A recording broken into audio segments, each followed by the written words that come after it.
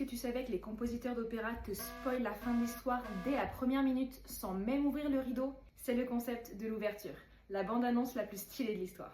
Avant les trailers en 4K, on avait ça. Un morceau 100% instrumental pour poser l'ambiance et surtout, faire taire le public. Eh oui, parce qu'au XVIIe siècle, l'opéra c'était le... Tout le monde criait. À l'époque, c'est le match total entre deux styles. D'un côté, la France. L'ouverture, elle était faite pour l'entrée du roi. Du coup, c'est hyper pompeux, hyper royal, et on est sur un rythme lent, vif, lent. Extrait.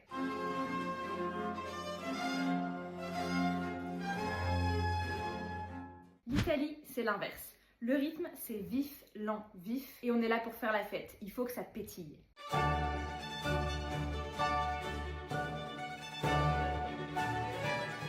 Mais au 19e siècle, Wagner arrive et casse tout. Il remplace les ouvertures par des préludes.